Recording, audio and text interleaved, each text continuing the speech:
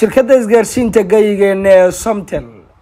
ayaa xalay qabatay barnaamijka abaaltu kaasoo hadiyada qaaliga ay ku helaan macaamiisha shirkadda Somtel ee isticmaala adeegyada kala duwan ee Somtel. Toddobaadkan waxay shirkaddu abaal marisay Cabdi Cabdullaahi Xasan oo ahaa dadka muruqmaalka ee ka shaqeeya Puntland. waxa uu helay gaari nooca loo yaqaan Bajaj oo kamid ah baabuurta ay dadweynuhu u isticmaalaan fududinta hawlahooda shaqo. waa kan guulaystaha oo ka dareen ceshay guusha u soo hoyatay iyo nasiibka uu gaariga ku helay Somtel la u mahad celiyay. Cabdullaahi Xasan kaalmay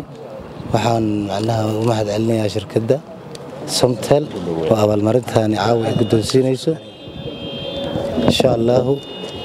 maalmaha kamid ah anoo fadhiyo meel darbi shaqo suuga ee shirkadda soo wacday waxay u tiri waxaad ku guuleysatay gaari Bajaj ah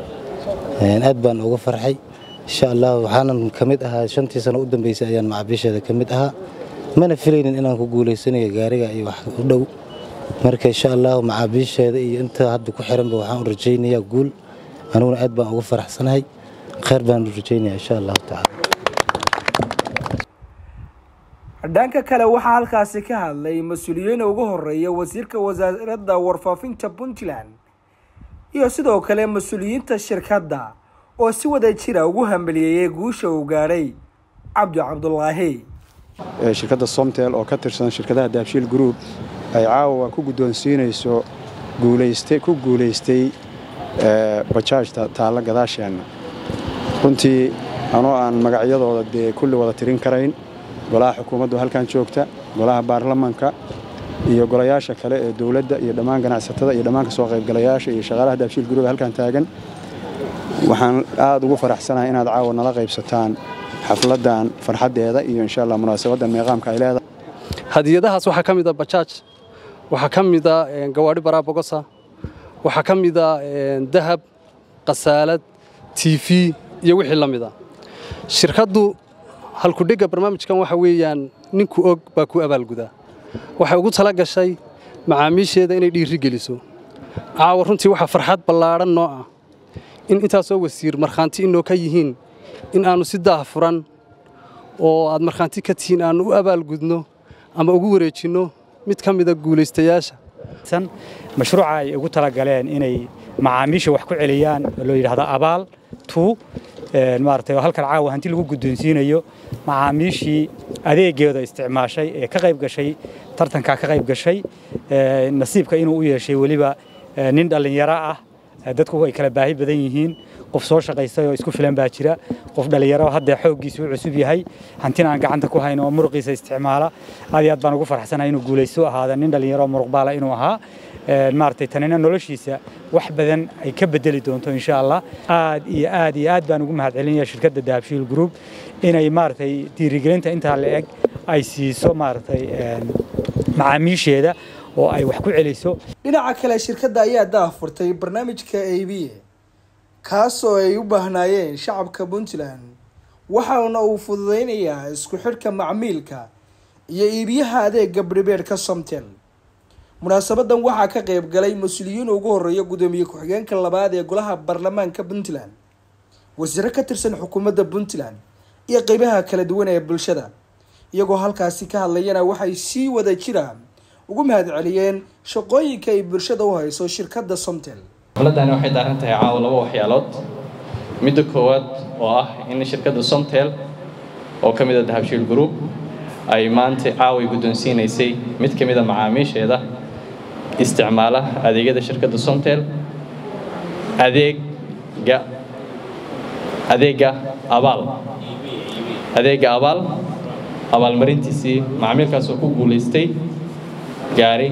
Bajaj ah. runtii farxad weyn bay noo ahayd in macaamiilkaas aynu guddoonsiino maadaama uu kamid ahaa macaamiisha shirkadda Somtel 5 sano ugu dambeysay. sidoo kale waxaynu caawa daahfuraynaa hadduu eebeedmo barnaamij kale oo isagana aad muhiim u ah oo macaamiisha shirkadda Somtel u fududeyn doona inay helaan adeegyada shirkadda Somtel oo ka mid yahay prepaid-ka iyo mobile data-da. adeegaas waxaa la yiraahdaa EBA kaasoo macaamiisha shirkadda Somtel dhammaanteed goob kasta ay joogaan in u fududeyn doona inuu helo adeegaas prepaid-ka iyo mobile data isagoo garaacaya xidig 100 afar gees kaasoo fursad u siinaya in durbaba uu helo qof si degdeg ah ugu adeega sababta shirkaddu ay u sameynayso oo adeegaas u fududeysay waxa waaye in laga haqabtiro adeegyada shirkadda Somtel qof kasta oo Puntland joogo goob walba uu joogo si uu u helo adeegaas runtii dhammaantiin waa idinkaga mahadcelinaynaa inaad ka soo qayb gasheen xafladan caawa muhiimka ah oo labada barnaamij daarnayd midna ay ahayd abaalmarinta midna ay tahay daafurka barnaamijka ifiye عميل كيجو تضبط ساعة هبينمو 6 ساعة هبينمو مال حلقة دونتاهاتي مر الله لمركو إنترنت كوكا جو أما كهذا كوكا جو إنه صدق فود سلام مركي بكوه اللي كرو مركب عميش ده حلنا هاي أول قبلابو واحد استعمال كرتان مركب بربيرو بعتان هديك هل إبر أفرجيس وحايدين شغين دونا شقد ودي حسارتي ومارت أديك أوقف في سن كرتان برنامج كل عاو حضرنا لبضع ريموت إنه عميش ده وش يجنو برنامج كأبال ولي إنه فرن يهاي أو سيدا عبد الله كالموي وأقول يستي سو كشبتي $1 كونتستي $2 ريبر $5 $8 حتى أنت ومركا أودي إنه كهلا هدية قاعدة ليها سجى معاميش الله متكها إن أديكون أنت سكرات مريكتيد قول يسن كرتيد وحكاور شو مثلاً كليه وحلا جابها هي أنا معاملت هاي كارك سمتل استعمال يسد هذه كذا سمتل إنترنت كي كهذا كي استعمال شيء سمتل أنا درس بان لا هاي صاحب بان لا هاي gurigayga oo dhan waa laga isticmaalaa khadkaan isticmaalaa waa khadka Somtel waxa garanaya ama u mahad celin kara qofka ka shaqeeya arrimaha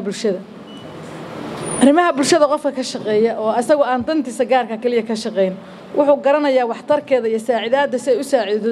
arrimaha bulshada dhinac kasta ba ahaatee aniga laftirkaygu tusaale cad baan ahayo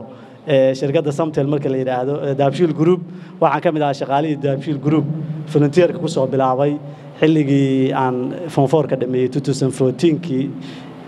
Daabshiil ku soo bilaabay volunteer-ka ilaa aan ka gaaray branch manager aan noqday ka bacdina aan markaas jaamacadda masterka aaday runtii marka waxa la oran karaa waxay ka caawinaysaa in qofku uu kartidiisa iyo potentialkiisa intuu soo saaro uu asagu hormariyo ilaa shirkadda uu ka noqdo madaxdeeda uu gaaro adeegyo badan oo halkan aan hadda ku soo koobi karin mar walbana bulshada si cadaalad ah oo qurux badan oo qiimo badan qofka guuleysta u siisa iyadoo u fiirinaynin inuu madax yahay inuu teeta leeyahay oo si qofka guuleystaha cadaaladiisa iyo xaqiisa u siinaysa ayadana waxaan leeyahay shirkadaas ilaahay ha barakeeyo waxa kamida markii musiibooyinku dhacaan waxay kamid yihiin shirkadaha Daabshiil Group shirkadaha kaalinta weyn ka qaata oo magaca iyo maamuuska ku leh ama ha noqoto abaaro ama ha noqoto fatahaado ama ha noqoto dabab iyo wax dhacay masaayib dhacda kulli baan goob joog baan u ahayn waxa kamida taageerada bahda waxbarashada anu dabcan oday waxbarashaan ahaa ka hor mansibkan hadda caawa halkan la igu casuumay oday waxbarashaan ahaa jaamacadahay taageeraan oo garab istaagaan oo wixii la qaban karaan la qabtaan